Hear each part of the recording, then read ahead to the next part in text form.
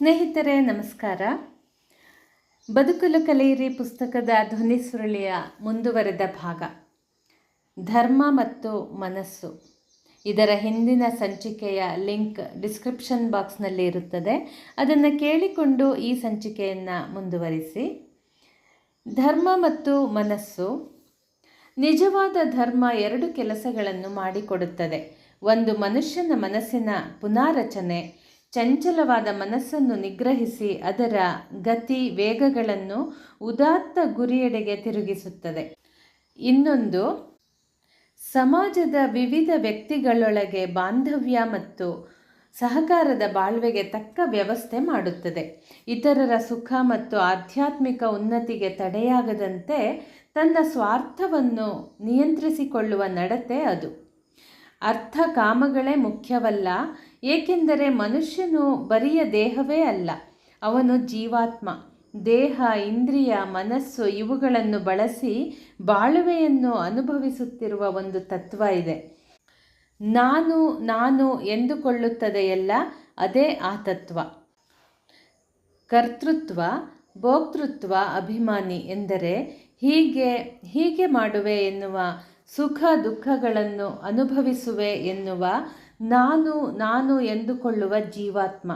ತಾನು ಆತ್ಮ, ತನ್ನ ಎದುರಿಗೂ ಇತರ ಆತ್ಮಗಳಿವೆ ಎಂಬುದನ್ನು ನಾವು ತಿಳಿದು ನಡೆಯಬೇಕು. ನಾನು ಎಂಬುದು ದೇಹಕ್ಕಿಂತ ಹೆಚ್ಚಾಗಿ ಆತ್ಮವಾದ ಕಾರಣ ದೇಹದ ಸುಖವನ್ನು ಮಾತ್ರ ಎಣಿಸಿದರಾಗದು. ತನ್ನ ಎಲ್ಲ ಸಂಪತ್ತನ್ನು ಆತ್ಮದ ಕ್ಷೇಮಕ್ಕೆ ವಿರೋಧವಾಗದಂತೆ ಉಪಯೋಗಿಸಬೇಕು. ಎಂದರೆ ಇಂದ್ರಿಯ ಸುಖದ ದಾಸನಾಗಬಾರದು, ಅವುಗಳು ಎಳೆದಲ್ಲಿಗೆ ಹೋಗಬಾರದು, ಅವುಗಳ ಯಜಮಾನ ನಾನು ಎಂಬುದನ್ನು ಮರೆಯಬಾರದು. ಇಂದ್ರಿಯ ನಿಗ್ರಹ, ಚಿತ್ತಶುದ್ಧಿ, ತನ್ಮೂಲಕ ಆತ್ಮಜ್ಞಾನ, ತತ್ಫಲವಾಗಿ ಸರ್ವಬಂಧ ಸರ್ವ ದುಃಖ ನಿವೃತ್ತಿ, ಶಾಶ್ವತ ಆನಂದ ಪ್ರಾಪ್ತಿ ಇವು ಧರ್ಮ ಗ್ರಂಥಗಳು, ಅನುಭವಿಗಳು ಸಾರುವ ಮುಖ್ಯ ಬೋಧನೆಗಳು. ಆದುದರಿಂದ ಧರ್ಮ ನಿಯಮಗಳನ್ನು ಪಾಲಿಸಿದರೆ ಎಂದರೆ ಧರ್ಮವನ್ನು ರಕ್ಷಿಸಿದರೆ ದಿವ್ಯವಾದುದನ್ನು ಪಡೆಯುವ ಪಥದಲ್ಲಿ ಅದು ನಿಮ್ಮನ್ನು ರಕ್ಷಿಸುತ್ತದೆ, ಗುರಿ ಮುಟ್ಟಿಸುತ್ತದೆ. ಈ ಗುರಿ ದಿವ್ಯವಾದ ಗುರಿಯಲ್ಲಿನ ವಿಶ್ವಾಸ, ಅದನ್ನು ಹೊಂದಲು ಮಾಡುವ ಪ್ರಾಮಾಣಿಕ ಪ್ರಯತ್ನದಿಂದ ನಮ್ಮ ಬದುಕಿನ ದಿಕ್ಕೇ ಬದಲಿಸುವುದು. ಸ್ವಲ್ಪ ತಡವಾದರೂ, ದೀರ್ಘಕಾಲದ ಪರಿಶ್ರಮ ಬೇಕಾದರೂ ಈ ಪಥದಲ್ಲಿ ಮುನ್ನಡೆಯುವ ಪ್ರತಿಯೊಬ್ಬನ ಪಾಲಿಗೂ ದಿವ್ಯ ಆನಂದ, ಶಾಂತಿ, ಸಂತೃಪ್ತಿಗಳು ಸಿಕ್ಕಿಯೇ ಸಿಕ್ಕುವು. ಇದು ಸ್ಥಾಯಿ ವಿಶ್ರಾಮ ಭಾವನೆಯ ಪಥ. ಈ ಗುರಿಯ ಪ್ರಜ್ಞೆ ಇಲ್ಲದ ವ್ಯಕ್ತಿಯ ಸುಖದ ಕಲ್ಪನೆ ಅಥವಾ ಸುಖದ ಅನುಭವ ಒಂದು ರೀತಿಯ ಮೈಮರೆತ ಅಷ್ಟೇ ಅಲ್ಲ, ದುಃಖ ಹಾಗೂ ಗೊಂದಲಕ್ಕೆ ಕಾರಣ. ಮನೋದೈಹಿಕ ಬೇನೆ ಎಂದಾಗ ಮನಸ್ಸಿನಲ್ಲಿ ಚಿಂಕ್ರೋಭಗಳಿಂದ ಉದಿಸಿ ದೈಹಿಕವಾಗಿ ಗೋಚರವಾಗುವ ರೋಗವೆಂದು ಅರ್ಥ. ಎಲ್ಲದಕ್ಕೂ ಮನಸ್ಸೇ ಕಾರಣವಾದುದರಿಂದ ಮನಸ್ಸನ್ನು ಸರಿಯಾಗಿ ಇಟ್ಟುಕೊಂಡರೆ ಆ ಬೇನೆಗಳಿಗೆ ಬರ. ಮನಸ್ಸನ್ನು ಸರಿಯಾಗಿ ಇಟ್ಟುಕೊಳ್ಳಲು ಔಷಧವೇ ಕಾರಣವಾಗಬಾರದು. ಮನಸ್ಸಿನಲ್ಲಿ ಮಾಡುವ ಯೋಚನೆ, ಭಾವನೆಗಳ ಶುದ್ಧಿಯಿಂದಲೇ ಮನಸ್ಸನ್ನು ಸರಿಯಾಗಿ ಇಟ್ಟುಕೊಳ್ಳಬೇಕು. ಹಾಗೆ ಸರಿಯಾಗಿ ಇಟ್ಟುಕೊಳ್ಳಲು ಅನುಕೂಲವಾಗುವ ನಿಯಮಗಳೇ ಯೋಗಶಾಸ್ತ್ರದಲ್ಲಿ ಹೇಳಿದ ಎಲ್ಲ ಧರ್ಮಗಳು ಸಾರುವ 10 ಮೌಲ್ಯಗಳು: ಅಹಿಂಸೆ, ಸತ್ಯ, ಆಸ್ತೇಯ, ಬ್ರಹ್ಮಚರ್ಯ, ಅಪರಿಗ್ರಹ, ಶೌಚ, ಸಂತೋಷ, ತಪಸ್ಸು, ಸ್ವಾಧ್ಯಾಯ, ಈಶ್ವರ ಪ್ರಣಿಧಾನ. ಮುಂದಿನ ವಿಷಯ ಮನಸ್ಸಿಗೊಂದು ಟಾನಿಕ್. ಸತ್ಯಪ್ರಿಯತೆ, ನ್ಯಾಯಪರಾಯಣತೆ, ಪರೋಪಕಾರ ಬುದ್ಧಿ, ಆತ್ಮ ಸಂಯಮ ಈ ಗುಣಗಳನ್ನು ಎಲ್ಲ ಧರ್ಮಬೋಧಕರು ಕೊಂಡಾಡುತ್ತಾರೆ. ಎಲ್ಲ ಧರ್ಮಗ್ರಂಥಗಳು ಬೋಧಿಸುತ್ತವೆ. ಧರ್ಮಗಳೇ ಏಕೆ, ಕೌಟುಂಬಿಕ, ಸಾಂಘಿಕ, ಸಾಮಾಜಿಕ ಹಿತಚಿಂತನೆ ಮಾಡುವ ಯಾವನೂ, ಬುದ್ಧಿ ಎನ್ನುವ ವಿವೇಚನಾ ಶಕ್ತಿ ಇರುವವನು ಈ ಗುಣಗಳನ್ನು ಮೂಢನಂಬಿಕೆ ಎನ್ನಲಾರ. ಲಂಗು ಲಗಾಮಿಲ್ಲದ ಅಪ್ರಾಮಾಣಿಕ ಸ್ವೇಚ್ಛಾಚಾರದ ಬದುಕನ್ನು ಒಪ್ಪಲಾರ. ಯಾವ ವಿಚಾರವಾದಿ ನಾಸ್ತಿಕನೂ ವೈಜ್ಞಾನಿಕ ಮನೋವೃತ್ತಿಯವನು ಮೇಲಿನ ಸದ್ಗುಣಗಳನ್ನು ವಿರೋಧಿಸಲಾರ. ವ್ಯಕ್ತಿಯ ಅಭ್ಯುದಯ, ಸಮಾಜದ ಕಲ್ಯಾಣ ಎಂಬ 2 ಫಲಗಳನ್ನು ನೀಡುವ ಅನುಷ್ಠಾನ ಯೋಗ್ಯವಾದ ಮುಖ್ಯ ನಿಯಮಗಳು ಯೋಗಶಾಸ್ತ್ರದಲ್ಲಿ ಯಮ ನಿಯಮಗಳೆಂದು ಕರೆಯಲ್ಪಡುವ ಈ 10 ಸದ್ಗುಣಗಳು ಅಥವಾ ಮೌಲ್ಯಗಳು. ತಾನು ಚೆನ್ನಾಗಿ ಬದುಕಿ ಇತರರನ್ನು ಚೆನ್ನಾಗಿ ಬದುಕಗೊಡುವ, ಇತರರ ಸ್ವಾತಂತ್ರ್ಯ ಹಾಗೂ ಬೆಳವಣಿಗೆಗೆ ಮಾರಕವಾಗದಂತೆ ನಡೆದುಕೊಳ್ಳುವ ಸಂಸ್ಕಾರ ಈ ಗುಣಗಳ ಬೆಳವಣಿಗೆಯಿಂದ ಸಾಧ್ಯವಾಗುವುದು. ಆದ್ದರಿಂದ ಈ ಗುಣಗಳನ್ನು ಸಾಮಾಜಿಕ ಮೌಲ್ಯಗಳು ಎನ್ನಬಹುದು. ಇತರರು ನನ್ನನ್ನು ಹಿಂಸಿಸಿದಾಗ ನನಗೆ ಅತೀವ ದುಃಖವಾಗುತ್ತದೆ. ಯಾವ ಮಾತು ಕೃತಿಗಳಿಂದ ನಾನು ನೋವು ದುಃಖಗಳನ್ನು ಅನುಭವಿಸಬೇಕಾಗುವುದೋ ಅದು ಇತರರಿಗೂ ಸಹ್ಯವಲ್ಲ. ಮನಸ್ಸು, ಮಾತು, ಕೃತಿಗಳಿಂದ ಯಾರಿಗೂ ಕೇಡನ್ನು ಬಯಸದೆ ಎಲ್ಲರೆಡೆಗೂ ಶುಭ ಚಿಂತನೆಯನ್ನು ಹರಿಯಬಿಡುವ ಮನೋವೃತ್ತಿಯೇ ಅಹಿಂಸೆ. ಅಂತೆಯೇ ಸತ್ಯ, ಆಸ್ತೇಯ, ಬ್ರಹ್ಮಚರ್ಯ, ಅಪರಿಗ್ರಹ ಮುಂತಾದ ಇತರ ಗುಣಗಳು. ಬೇರೆ ಬೇರೆ ವ್ಯಕ್ತಿಗಳ ಸಾಂಘಿಕ ಜೀವನದ ಸುವ್ಯವಸ್ಥೆಗೆ ಇವುಗಳ ಪಾಲನೆ ಅತ್ಯಗತ್ಯ. ಸತ್ಯ ಮತ್ತು ಪ್ರಾಮಾಣಿಕತೆ ನಮ್ಮ ದೇಶದ ಧರ್ಮ ಗ್ರಂಥಗಳಲ್ಲಿ ಬಹುವಾಗಿ ಕೊಂಡಾಡಲ್ಪಟ್ಟ ಮೌಲ್ಯಗಳು. ಮಹಾಭಾರತದ ಋಷಿಗೆ ಸತ್ಯವನ್ನು ಎಷ್ಟು ಹೊಗಳಿದರೂ ತೃಪ್ತಿಯಿಲ್ಲ. ಅಹಿಂಸೆಯು ಸತ್ಯದಲ್ಲಿ ಪ್ರತಿಷ್ಠಿತವಾಗಿದೆ ಎಂದು ಮಹಾಭಾರತದಲ್ಲಿ ಧರ್ಮವ್ಯಾಧ ಹೇಳುತ್ತಾನೆ. ಸತ್ಯದ ಅಡಿಪಾಯ ಇಲ್ಲದೆ ಯಾವ ನಿಜವಾದ ಅಭಿವೃದ್ಧಿಯೂ ಸಾಧ್ಯವಿಲ್ಲ ಎಂಬುದನ್ನು ತಿಳಿಯಲು ಕಷ್ಟವಿಲ್ಲ. ವಿಜ್ಞಾನಿಯ ಅದ್ಭುತ ಶೋಧನೆಗಳು ಸಾಧ್ಯವಾದುದು ಸತ್ಯಾನ್ವೇಷಣೆಯಿಂದಲೇ, ಸತ್ಯವೇನೆಂದು ತಿಳಿಯುವ ಕುತೂಹಲದಿಂದಲೇ, ತಪೋಮಯ ನಿಷ್ಠೆ, ಏಕಾಗ್ರತೆಗಳಿಂದಲೇ. ಸತ್ಯಮೇವ ಜಯತೆ ನಾನೃತಂ, ಸತ್ಯವೊಂದೇ ಜಯಿಸುವುದು, ಸುಳ್ಳಲ್ಲ ಎಂಬ ಈ ಮಹಾಕಾವ್ಯ ಶ್ರೀಸಾಮಾನ್ಯರ ಅನುಭವಕ್ಕೂ ನಿಲುಕುವಂತಹ ವಿಚಾರ. ಮಹಾತ್ಮ ಗಾಂಧೀಜಿ ಸತ್ಯವೇ ದೇವರು ಎಂದರು. ಭಗವಾನ್ ರಾಮಕೃಷ್ಣರು ಸತ್ಯವಂತನು ದೇವರ ಮಡಿಲಲ್ಲಿ ಇದ್ದಾನೆ ಎಂದರು. ಕಂಡದ್ದನ್ನು ಕಂಡಂತೆ ಹೇಳುವುದು ಸತ್ಯದ ಒಂದು ರೂಪ. ಇದಕ್ಕೆ ಅಪವಾದ ಇರಬಹುದು. ಕೆಲವೊಮ್ಮೆ ಕಂಡದ್ದನ್ನು ಕಂಡಂತೆ ಹೇಳಿಬಿಡುವುದು ಧರ್ಮವಾಗದು. ಸತ್ಯದ ಇನ್ನೊಂದು ರೂಪ ಹೇಳಿದ ಮಾತನ್ನು ನಡೆಸುವುದು. ಸತ್ಯದ ಮತ್ತೊಂದು ರೂಪವೇ ಕರ್ತವ್ಯ ನಿಷ್ಠೆ. ಇಂಥ ಸತ್ಯನಿಷ್ಠರಾದ ಮಹಾತ್ಮರ ಮಹಿಮಾ ಅತಿಶಯವನ್ನು ಪುಣ್ಯಕಥೆಗಳು ಕೊಂಡಾಡುತ್ತವೆ.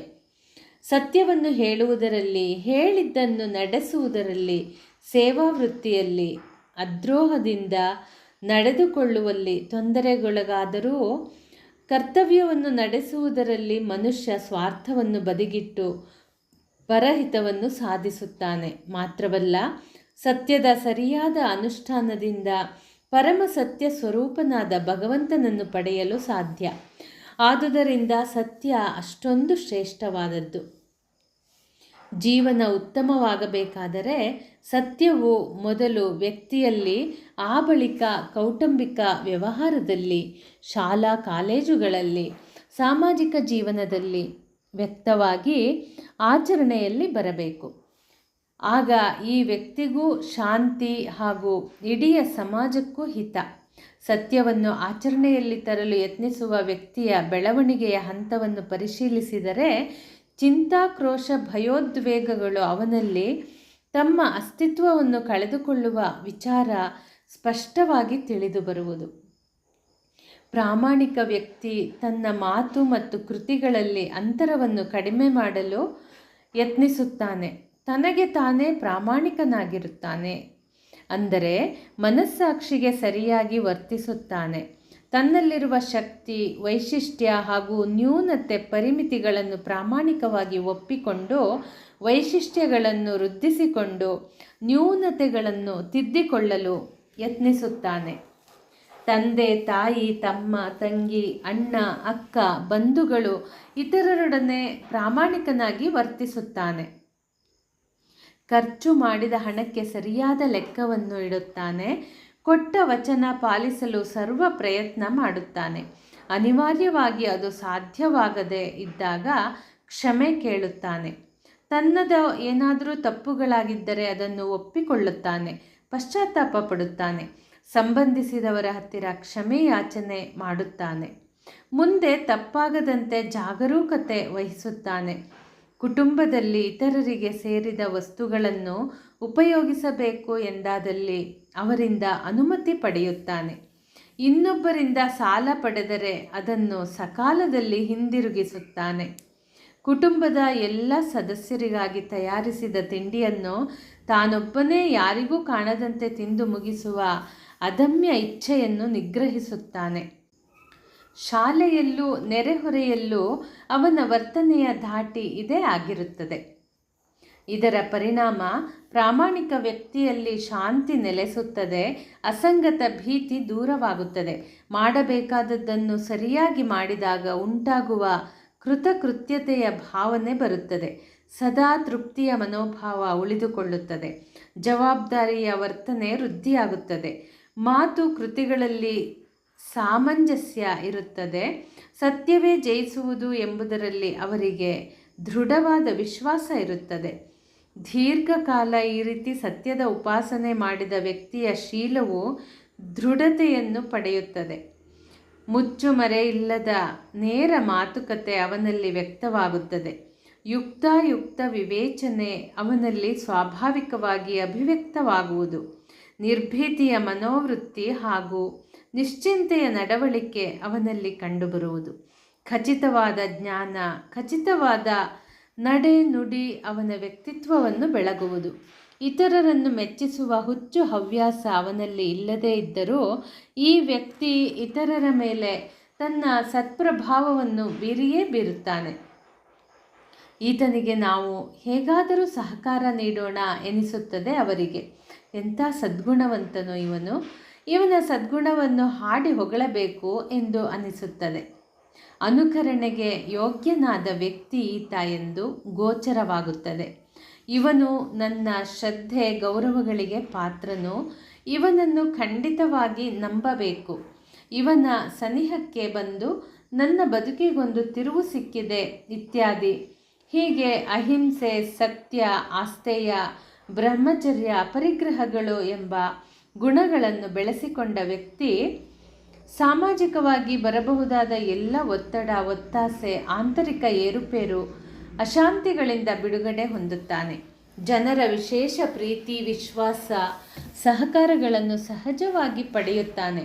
ಆದ್ದರಿಂದ ಆನಂದದಿಂದಲೇ ಇರುತ್ತಾನೆ. ವ್ಯಕ್ತಿಯ ಬದುಕಿನ ಪರಿಪೂರ್ಣತೆಗೆ ನೆರವಾಗುವ ಇತರ 5 ಗುಣಗಳು ಶೌಚ, ಸಂತೋಷ, ತಪಸ್ಸು, ಸ್ವಾಧ್ಯಾಯ, ಈಶ್ವರ ಪ್ರಣಿಧಾನ. ದೈಹಿಕ ಶುಚಿತ್ವಗಳ ಕಡೆಗೆ ಸರಿಯಾಗಿ ಗಮನ ಇರಬೇಕು. ದುಃಖ, ಚಿಂತೆ, ಕೋಪ, ತಾಪ, ಮದ, ಮತ್ಸರಗಳಿಂದ ವಿರಹಿತವಾದ ಪ್ರಸನ್ನವಾದ ಮನಸ್ಸು, ತೃಪ್ತಿ ಯಾರಿಗೆ ಬೇಡ? ಯಾರಾದರೂ ದಿನದಿಂದ ದಿನಕ್ಕೆ ತಾನು ಹೆಚ್ಚು ಹೆಚ್ಚು ಚಂಚಲನಾಗಿ ಯಾವ ಕಾರ್ಯವನ್ನು ಚೆನ್ನಾಗಿ ಮಾಡದಂತಾಗಲಿ ಎಂದು ಆಶಿಸುವನೇ? ಮನಸ್ಸು, ಇಂದ್ರಿಯಗಳ ಏಕಾಗ್ರತೆ ಎಲ್ಲರಿಗೂ ಬೇಕು. ಮನಸ್ಸನ್ನು ನಿಗ್ರಹಿಸಲು ಸಹಾಯ ಮಾಡುವ ಗುರಿಯತ್ತ ನಮ್ಮ ದೃಷ್ಟಿಯನ್ನು ಹರಿಯುವಂತೆ ಮಾಡುವ ಅಧ್ಯಯನ ಬೇಕು. ಸರ್ವಶಕ್ತನಾದ ಭಗವಂತನಲ್ಲಿ ಶ್ರದ್ಧಾಭಕ್ತಿಗಳಿಂದ ಶರಣಾಗಬೇಕು. ಈ ಮೌಲ್ಯಗಳನ್ನು ಗಮನವಿತ್ತು ಅಲ್ಪ ಸ್ವಲ್ಪವಾದರೂ ರೂಢಿಸಿಕೊಳ್ಳಲು ಯತ್ನಿಸಿದರೆ ಚಿಂಕ್ರೋಭದಿಂದ ಉಂಟಾಗುವ ರೋಗಗಳು ಪಲಾಯನ ಸೂತ್ರ ಪಠಿಸುತ್ತವೆ. ಈ ಎಲ್ಲ ಸದ್ಗುಣಗಳನ್ನು ಪ್ರತ್ಯೇಕವಾಗಿ ಅಭ್ಯಸಿಸದಿದ್ದರೂ ಅವುಗಳಲ್ಲಿ ಪರಿಪೂರ್ಣತೆಯನ್ನು ಪಡೆಯುವ ನೇರ ಉಪಾಯ ಒಂದಿದೆ. ಆಧ್ಯಾತ್ಮಿಕ ಪಥದಲ್ಲಿ ಬಹಳ ಮುನ್ನಡೆಯುವ ಹಿರಿಯ ಸಾಧುಗಳು ಒಮ್ಮೆ ಹೀಗೆಂದರು: ಜಗತ್ತನ್ನು ಮೆಚ್ಚಿಸುವ ಹುಚ್ಚು ಯತ್ನ ಬೇಡ. ಭಗವಂತನು ಎಲ್ಲವನ್ನೂ ನೋಡುತ್ತಿದ್ದಾನೆ ಎಂದು ಮನಸ್ಸಿಗೆ ದೃಢವಾದರೆ ನಾವು ಜಾಗರೂಕರಾಗುತ್ತೇವೆ. ಸದಾ ನಮ್ಮ ಸಹಾಯಕ್ಕೆ ಅವನಿದ್ದಾನೆ ಎಂಬ ದೃಢ ವಿಶ್ವಾಸ ಉಂಟಾದರೆ ನಾವು ಹೃತ್ಪೂರ್ವಕವಾಗಿ ಸಾಧನೆ ಮಾಡುತ್ತೇವೆ. ಭಗವಂತ ಸರ್ವಶಕ್ತ, ದಯಾಮಯ ಎಂದು ನಂಬಿಕೆ ಉಂಟಾದರೆ ನಾವು ಎಲ್ಲ ಚಿಂತೆ, ಭೀತಿಗಳನ್ನು ದೂರ ಮಾಡಿ ಅವನಲ್ಲಿ ಶರಣಾಗತರಾಗುತ್ತೇವೆ. ಭಗವಂತ ತಾಯಿ ಎಂದು ಭಾಸವಾದರೆ, ಸಕಲ ಆನಂದದ ಮೂಲ ಅವನೇ ಎಂದು ಸ್ಥಿರವಾದರೆ, ಪ್ರಾಪಂಚಿಕವಾದ ಯಾವ ವಸ್ತುಗಳೂ ನಮ್ಮನ್ನು ಸೆಳೆಯಲಾರವು. ಅವನ ಕೃಪೆ ದಯೆಯಿಂದ ಏನೂ ಸಾಧ್ಯ ಎಂದು ಮನಸ್ಸಿಗೆ ತಿಳಿದು ಬಂದರೆ ನಾವು ಅವನನ್ನು ಪಡೆಯಲು ಎಲ್ಲ ರೀತಿಯಿಂದಲೂ ಪ್ರಯತ್ನಿಸುತ್ತೇವೆ. ಅವನನ್ನು ಪಡೆಯಲು ಶ್ರದ್ಧೆಯಿಂದ ಪ್ರಯತ್ನ ಮಾಡುತ್ತಿರುವ ವ್ಯಕ್ತಿಯಲ್ಲಿ ಸ್ವಾಭಾವಿಕವಾಗಿ ಮೇಲೆ ಹೇಳಿದ ಅಹಿಂಸೆ, ಸತ್ಯವೇ ಮೊದಲಾದ 10 ಮೌಲ್ಯಗಳು ವಿಶೇಷ ರೀತಿಯಿಂದ ಪ್ರಕಾಶವಾಗುವು. ಪ್ರತಿಯೊಬ್ಬರೂ ವರ್ತಮಾನದಲ್ಲಿ ಕಾರ್ಯನಿರತರಾಗಬೇಕು. ಭೂತ ಭವಿಷ್ಯಗಳ ಚಿಂತನೆಯನ್ನು ಬಿಡಬೇಕು. ಭಗವಂತನಲ್ಲಿ ಶರಣಾಗಬೇಕು. ವ್ಯಕ್ತಿಯೊಬ್ಬ ಎಂತಹ ಪರಿಸ್ಥಿತಿಯಲ್ಲಿದ್ದರೂ ಸದ್ಯಕ್ಕೆ ಹೆದರಕೂಡದು. ಸಕಾಲದಲ್ಲಿ ಭಗವಂತ ಎಲ್ಲರ ಮೇಲೂ ಕೃಪೆ ಮಾಡುವನು. ಎಲ್ಲರ ಶ್ರದ್ಧೆಯಿಂದ ತಮ್ಮ ಪಾಲಿನ ಕರ್ತವ್ಯವನ್ನು ಅತ್ಯುತ್ತಮ ರೀತಿಯಲ್ಲಿ ನಿರ್ವಹಿಸುತ್ತಾ ಸಾಧನೆಯನ್ನು ಮುಂದುವರೆಸಬೇಕು. ಕೆಲವರು ಸ್ವಲ್ಪ ಹಿಂದೆ, ಇನ್ನು ಕೆಲವರು ಸ್ವಲ್ಪ ಮುಂದೆ. ಕೆಲವರಲ್ಲಿ ವಿಶೇಷತೆ ಇದೆ, ಇನ್ನು ಕೆಲವರಲ್ಲಿ ಅಂಥದ್ದೇನೂ ಇಲ್ಲ. ಈ ಎಲ್ಲ ಭಿನ್ನತೆ ಇದ್ದರೂ ಎಲ್ಲರೂ ದೇವರ ಮಕ್ಕಳು. ಅವರವರ ಕೆಲಸವನ್ನು ಭಿನ್ನ ಭಾವ ಮರೆತು ಒಗ್ಗಟ್ಟಾಗಿ ಸರಿಯಾಗಿ ಮಾಡಬೇಕು ಎಂಬುದನ್ನು ಮರೆಯದಿರಿ. ಮೇಲಿನ ಸರಳವಾದ ಮಾತುಗಳಲ್ಲಿ ಧರ್ಮದ ಸಾರವೇ ಅಡಗಿದೆ. ಎಲ್ಲ ಸಮಸ್ಯೆಗಳಿಗೂ ಆಧ್ಯಾತ್ಮಿಕ ಉತ್ತರವನ್ನು ಕಂಡುಹಿಡಿಯುವವರೆಗೂ ಮನುಷ್ಯನ ಮನಸ್ಸಿಗೆ ನಿಜವಾದ ಶಾಂತಿ ದೊರೆಯುವುದು ಅಸಾಧ್ಯ. ಸ್ನೇಹಿತರೆ, ಮುಂದಿನ ಸಂಚಿಕೆಯಲ್ಲಿ ಶ್ರದ್ಧೆಯಿಂದ ಸಿದ್ಧಿ ಎಂಬ ವಿಷಯವನ್ನು ನೋಡೋಣ. ಸ್ನೇಹಿತರೆ, ನೀವು ನನ್ನ ಯೂಟ್ಯೂಬ್ ಚಾನಲ್ ಸಬ್ಸ್ಕ್ರೈಬ್ ಮಾಡಿಕೊಳ್ಳಿ ಹಾಗೂ ನಿಮ್ಮ ಸ್ನೇಹಿತರೊಂದಿಗೂ ಹಂಚಿಕೊಳ್ಳಿ. ಧನ್ಯವಾದಗಳು.